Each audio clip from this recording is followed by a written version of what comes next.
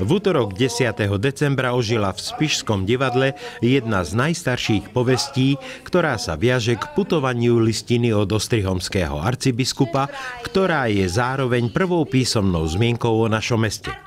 Od udalosti nás delí 745 rokov a súčasťou týchto niecelkom okrúhlych osláv bolo aj vyhodnotenie výtvarnej súťaže žiakov základných škôl. Tých privítal primátor mesta Ján Volný a verný svojej pôvodnej profesii usporiadal malú exkurziu do dejín nášho mesta. Nasledovalo oceňovanie žiakov, ale aj ich učiteľov a riaditeľov škôl, ktoré najlepšie obstáli vo výtvarnej súťaži. Tá si vďaka rozsahu i obsahu zaslúži samostatnú výstavu i reportáž.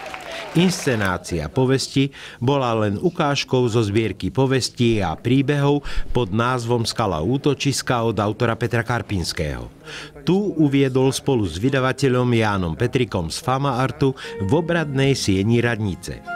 Po kultúrnom programe sa prítomným prihovoril autor knihy Peter Karpinský i krstný otec knihy primátor Ján Volný.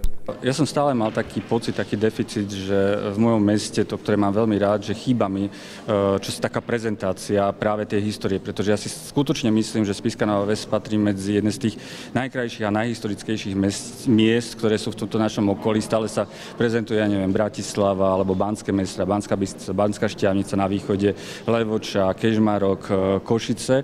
A stále ako keby tie ostatné mestá upadali do úzadia a možno práve touto knihou som chcel poukázať na to, že to absolútne nie je pravda, že naozaj tie mestá, ktoré sa netlačia takto dopredu, tak sú veľmi zaujímavé a stoja aj za pozretie, aj za študovanie tej histórie, ktorá sa tu objavuje.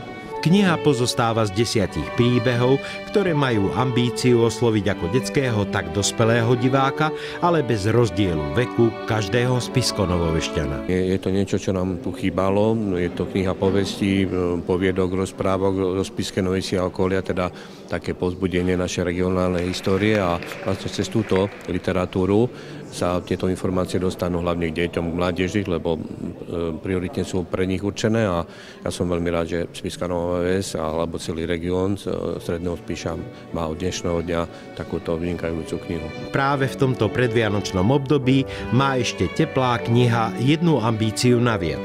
Stať sa pekným a originálnym vianočným darčekom. Treba sa však poponáhľať, pretože vyšla len v 600-kusovom náklade.